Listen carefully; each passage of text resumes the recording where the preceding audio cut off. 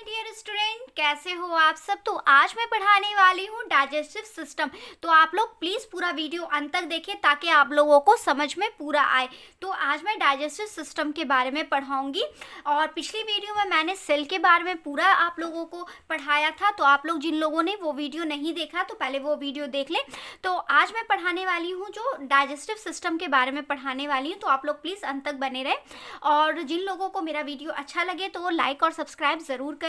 और मैं अब without wasting time I am starting. ठीक है, we know that food gives us energy to do work. हम लोग क्या जानते हैं कि फूड एनर्जी देता है। किस लिए एनर्जी देता है? ताकि हम लोग वर्क कर सकें, है ना। फूड हम लोगों को क्या देता है? एनर्जी देता है ताकि हम लोग वर्क कर सके। It is needed for the growth and repair of cell. और इसलिए भी ज़रूरत होता है कि हम लोग को बढ़ने में मदद करता है फूड। हम लोगों के रिपेयरिंग ऑफ सेल्स में हम लोगों का जो भी सेल्स खराब हो जाता है तो उसके रिपेयरिंग में मदद करता है। ठीक है, it protects us from various disease. ये प्रोटेक्ट करता है बहुत सारे डिजीज से। ठीक है, ये प्रोटेक्ट करता है बहुत सारे डिजीज से एंड कीप्स अस हेल्दी। और हम लोगों को क्या करता है? हेल्दी रखता है। ठीक है, तो अगर हम लोग खाना खाएंगे तभी तो हम लोग हेल्दी रहेंगे और बहुत सारे बीमारियों से हम लोग बच सकेंगे। और हम लोग अगर खाना नहीं खाएंगे तो हम लोग हेल्दी नहीं रहेंगे और बहुत सारा डिजीज़ जो है हम लोगों को हो जाएगा। इसलिए खाना खाना जो है, और वो भी हेल्दी फूड खाना बहुत ही ज़रूरी है।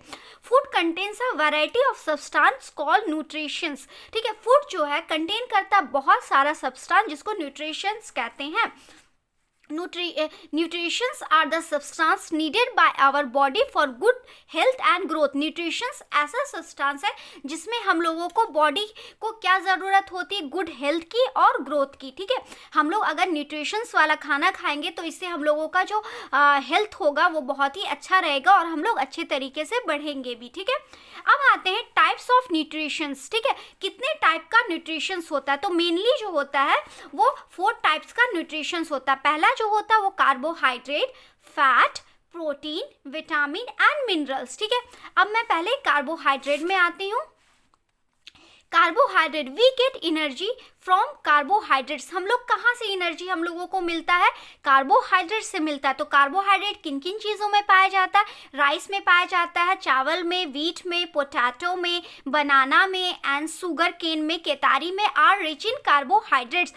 ठीक है, तो ये सब चीज़ में जो राइस हुआ, व्हीट हुआ, पोटैटो हुआ, बनाना हुआ, शुगर केन जो केतारी जिसको बोलते हैं, तो वो सब क्या हुआ कि वो सब में बहुत ही ज़्यादा कार्बोहाइड्रेट होता है। ठीक है, जो हम लोगों को एनर्जी देता है। ठीक है, अब आते हैं फैट्स में। Fats gives more energy than carbohydrate. Fat जो है एनर्जी कार्बोहाइड्रेट से ज़्यादा देता है। ठीक है, इसलिए हम लोगों को बटर भी खाना चाहिए, घी खाना चाहिए, कुकिंग ऑयल खाना चाहिए। And nuts are rich in fats. और जो काजू किशमिश जो भी नट्स होते हैं, अखरोट, ये सब भी बहुत ही ज़्यादा इन सब में फैट्स होता है। अब आते हैं प्रोटीन। प्रोटीन जो है बहुत ज़्यादा इंपॉर्टेंट होता है हमारे हेल्थ के लिए। They help us grow. ठीक है, ये प्रोटीन क्या करता है? हम लोगों के बढ़ने में बहुत ही ज़्यादा मदद करता है। They are needed to build muscles and repair the damage tissue of the body.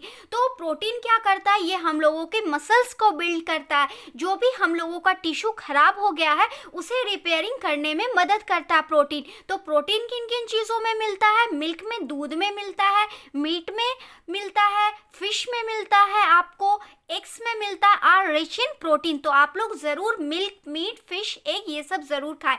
और दाल में भी बहुत ही ज़्यादा प्रोटीन्स होता है। ठीक है, अब आते हैं विटामिन्स एंड मिनरल्स। तो विटामिन्स किस में होता है और मिनरल्स किस में होता है? These are needed for the normal functioning of our body. ये हम लोगों को किस लिए ज़रूरत होता है? कि नॉर्मल जो फंक्शनिंग बॉडी का होता है इसमें बहुत ही ज़्यादा ज़रूरत होता है। They protect us from disease and keeps us healthy. ये प्रोटेक्ट करता है हम लोगों को बहुत सारे डिजीज़ से और हम लोगों को क्या करता है? बहुत ही ज़्यादा हेल्दी रखता है।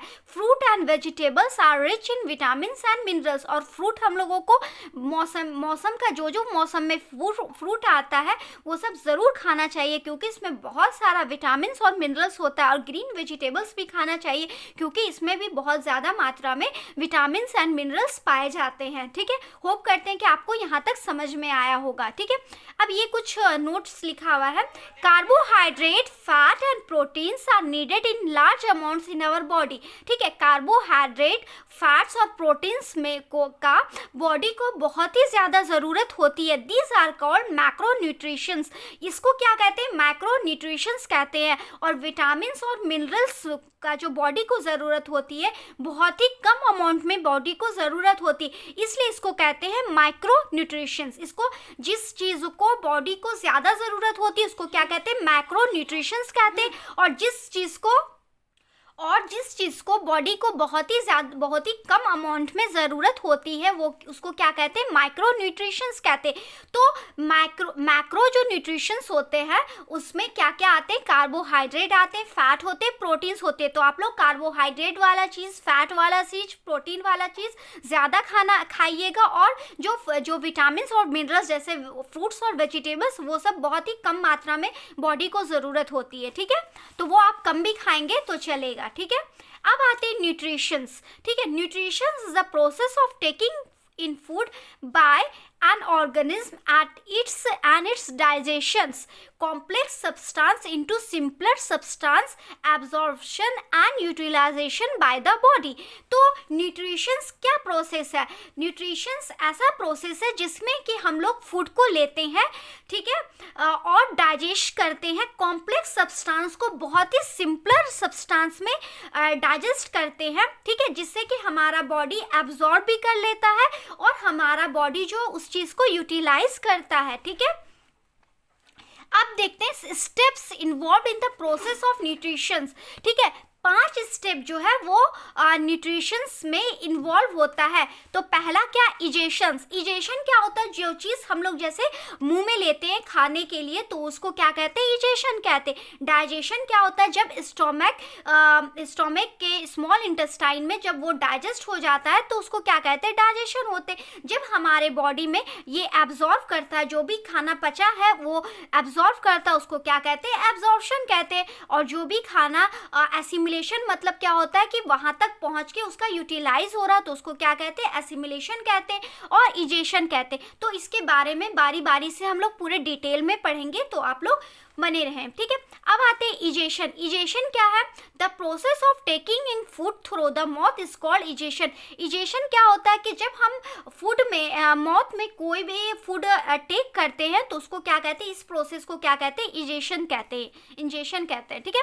अब आते हैं डाइजेशन। डाइजेशन क्या कहते हैं? The food we eat in the form of large insoluble substance. जो भी चीज़ हम लोग खाते हैं तो वो बहुत ही लार्ज इनसॉल्युबल सब्सटेंस होता है। It can not be observe as such by the body. जो चीज़ भी हम लोग खाते हैं तो बहुत ही लार्ज इनसॉल्युबल सब्सटेंस होता है, जल्दी तो इसीलिए वो एब्जॉर्व नहीं, बॉडी ऐसे सब्सटेंस को बॉडी जो है वो एब्जॉर्व नहीं कर पाता है।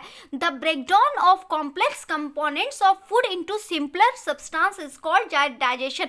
तो ये बहुत ही इंपॉर्टेंट ये लाइन है। तो डाइजेशन अगर कोई भी आपसे पूछेगा या आपको एग्जाम में आएगा तो आप छोटा सा बस यही आंसर दीजिएगा, द ब्रेकडाउन ऑफ मतलब ब्रेकडाउन कॉम्प्लेक्स कंपोनेंट्स का of food into simpler substance में उसको क्या कहते हैं? डाइजेशन। मतलब कॉम्प्लेक्स कंपोनेंट ऑफ फूड का सिंपलर फॉर्म में उसके टूटने को, ब्रेकडाउन को क्या कहते हैं? डाइजेशन कहते हैं, ठीक है।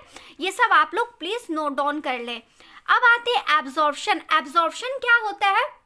The process of which the digested food get absorbed in the walls of the small intestine is called absorption। absorption क्या होता है कि वैसा प्रोसेस की जिसमें कि डाइजेस्टेड फूड जो है वो एब्जॉर्ब होता है स्मॉल इंटेस्टाइन के वॉल्स में, उसको क्या कहते हैं? एब्जॉर्प्शन कहते हैं, ठीक है। अब आते हैं एसिमिलेशन। एसिमिलेशन क्या होता है? The process of utilization of the absorb food for energy growth and repair of body cell is called assimilation. तो एसिमिलेशन किस प्रोसेस को कहते हैं कि जब जब फूड जो है एनर्जी जब एब्जॉर्ब कर लेता है जब बॉडी, तो वो किसके काम में आता है? एनर्जी ग्रोथ और रिपेयरिंग के काम में आता है वैसा फूड। तो बॉडी सेल में जब वो यूटिलाइज हो जाता है उसको क्या कहते हैं? एसिमिलेशन कहते हैं। इसका मतलब यही नहीं हुआ कि द प्रोसेस ऑफ यूटिलाइजेशन, जब एब्जॉर्ब फूड का जो यूटिलाइजेशन होता है, किस लिए यूटिलाइजेशन होता है, एनर्जी के लिए, ग्रोथ के लिए, रिपेयरिंग के लिए, तो उस प्रोसेस को क्या कहते हैं, एसिमिलेशन। तो शॉर्ट फॉर्म में क्या, the process of utilization of the absorb food is called assimilation. इसको क्या कहते हैं, वैसा प्रोसेस जिसमें कि फूड यूटिलाइज होता है, उस प्रोसेस को क्या कहते हैं, एसिमिलेशन कहते हैं। ठीक है, blood carries the absorb food to all parts of the body for its assimilation. Blood जो है वो कैरी करता है एब्जॉर्ब फूड को सारे बॉडी के पार्ट में, ताकि वो यूटिलाइज कर सके। इस प्रोसेस को क्या कहते हैं, एसिमिलेशन कहते हैं। ठीक है, अब आते हैं इजेशन। इजेशन क्या होता है, the whole food that we eat it is not digested completely by our body. जो भी फूड हम लोग खाते हैं ये पूरा कंप्लीटली डाइजेस्ट नहीं होता हमारे बॉडी में, और जो फूड डाइजेस्ट नहीं होता है, अनडाइजेस्टेड जो फूड होता है, उसको क्या होता है, रिमूव की ज़रूरत होती है। ठीक है, the process of the removal of undigested food from the body is called egestion. वैसा प्रोसेस जिसमें कि बॉडी जो है अनडाइजेस्टेड फूड को रिमूव करता है, उस प्रोसेस को क्या कहते हैं, इजेशंस कहते हैं। ठीक है, यहाँ तक होप करते हैं कि आपको समझ में आया होगा। ये डायग्राम है, तो ये माउथ है। ठीक है, यहाँ पे ये स्लैवरी ग्लैंड है, ये फायरिंग्स है, ये इसोफेगस है, यहाँ पे आपका स्टोमक हो गया, ये लीवर हो गया, यहाँ पे ये जो ग्रीन कलर का ये गॉल ब्लैडर है। ठीक है, ये जो है आपका एकदम स्टोमक के जस्ट नीचे क्या है, पैनक्रियाज है। ये जो ऐसे ऐसे जो है ब्राउन कलर का, ये क्या है, स्मॉल इंटेस्टाइन है। ठीक है, ये एनस है, ये जो है लार्ज इंटेस्टाइन है आपका।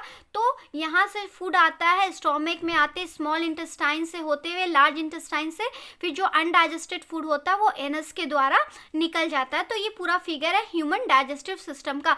तो आप लोग ये पूरा फिगर जो है वो उतार लें। ठीक है, ये जो पूरा फिगर है आप लोग उतार लें, ये आप लोगों के एग्जाम में बहुत, तो ये फिगर आप लोग उतार लीजिए। मैं 1 मिनट रुकती हूँ, आप लोग ये फिगर उतारिए, पूरा अच्छे से उतार लीजिए, या वीडियो को पॉज करके आप लोग ये फिगर उतार लीजिए। ये ह्यूमन डाइजेस्टिव सिस्टम का फिगर आप लोगों को बहुत ज़्यादा काम आएगा।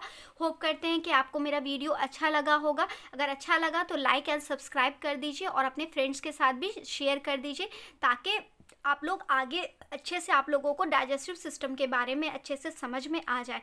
Thank you for watching my video.